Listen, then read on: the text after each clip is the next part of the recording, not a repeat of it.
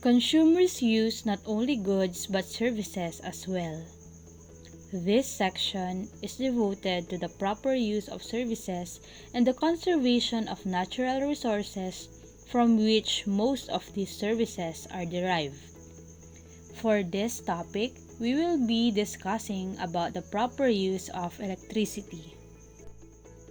The most important heat-generating power is electricity.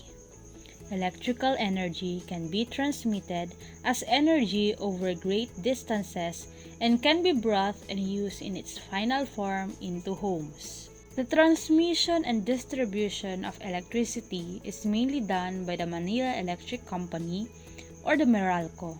It is an electric power distribution company in the Philippines and holds the power distribution franchise for 22 cities and 89 municipalities in the provinces. Private cooperatives and firms supply electricity to the homes and industry. The main suppliers of electricity in La Union are the La Union Electric Company Incorporated or the LUECO and the La Union Electric Cooperative. Electricity comes to each home or business establishment as power through electric meters. Each meter measures the amount of electric power used, and this power is in watts and varies with the number of amperes, the voltage, and the time in hours. So I will be discussing to you how to properly read your electric meter.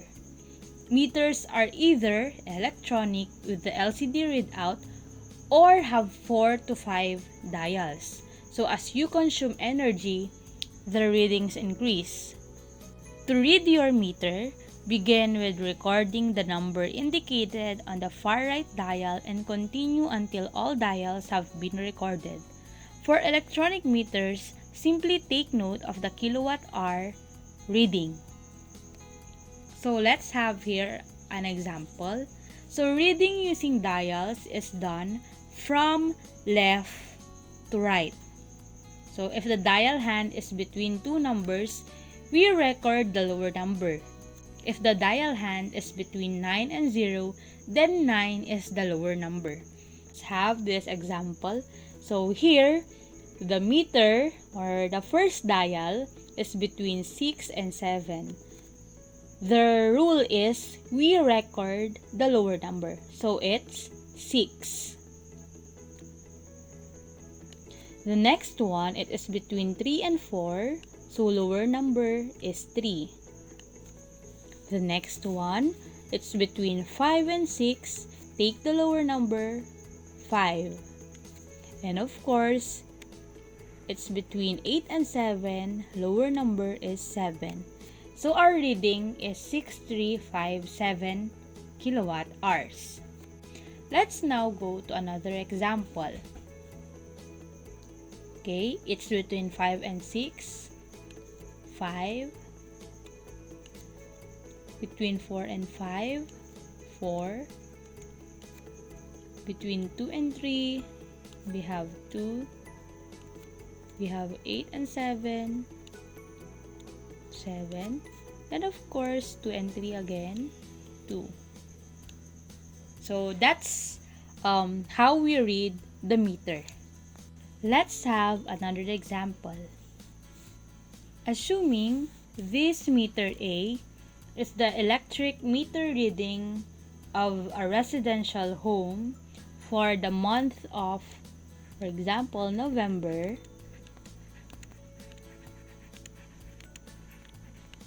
And this meter reading B is the electric meter reading of a residential home, the same residential home, for the month of December.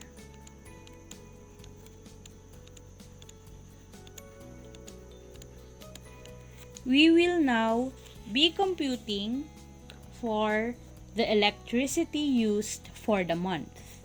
Okay, so here, first, we read the meters for the first dial. 6 and 7, it's 6. Here, it's at exactly 9. Same here, 0, 0, and 0. For the month of December, we have here, it's between 8 and 9. 8, 4 and 5, 4, 1 and 2, it's 1, 3 and 4, 3, and the last one, 5. So if you will be asked, what is the meter reading for the month of November? It is simply 6, 9, 0, 0, 0. And if you will be asked what is the meter reading for the month of December, it's 8, 4, 1, 3, 5. So for us to compute for the electricity use for the month, we just simply deduct the previous reading from the current reading, which is 84135. So our electricity use for the month is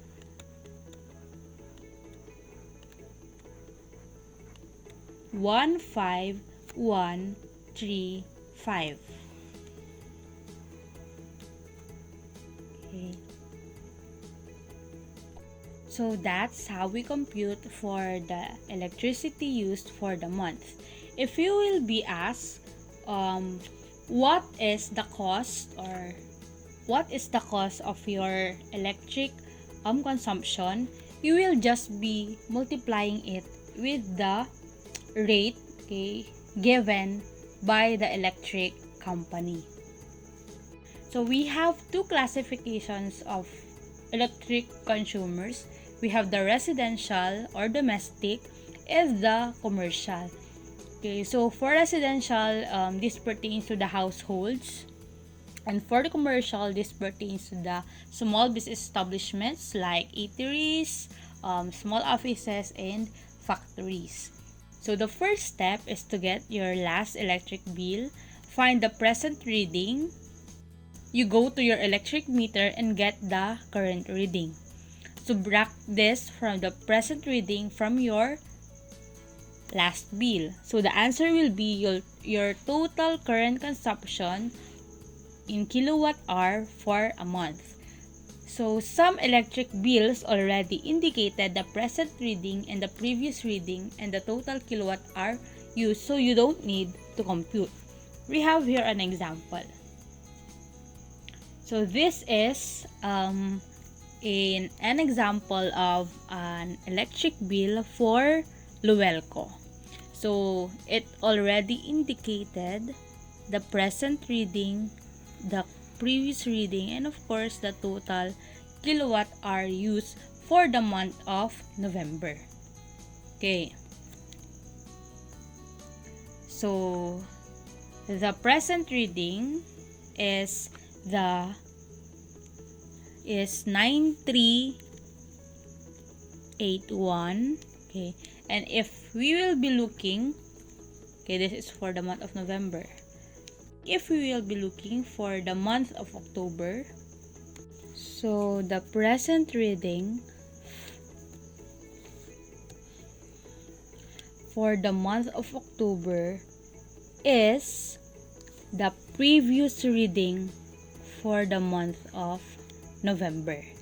Okay, so in your mini task, if your electric bill has this present reading, previous reading, and total kilowatt used, you will just be getting the total kilowatt used.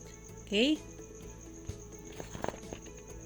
So you don't need anymore to go to your electric meter and take the meter reading. So just get the total kilowatt used indicated in your electric bill. Okay. So next one, we have find the latest electricity rates online. For example, so this. So the rate is 9.1792 pesos. You just multiply it with the total rate. In our example, we have 71. Multiply by the rate, which is 9.1790. So our the cost of our electric consumption for the month of November is 651.72. So in your mini task, you will just be getting, okay, as I have said a while ago, the total kilowatt hour used. So you need to take a photo of your electric bill and of course a photo of you holding that bill for me to know if that bill is truly yours. Okay? Or if you don't have, or if you misplace your electric bill at home, you can borrow electric bills from your grandparents, from your titos or titas. We will be basing our rates with this average rate per kilowatt hour given by Lueco. Okay. For the month of October and November.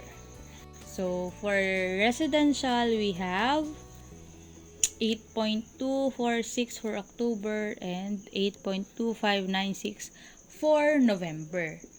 If your electric bills are for the month of, for example, June, July, August, or September, we will just be using the rate for October.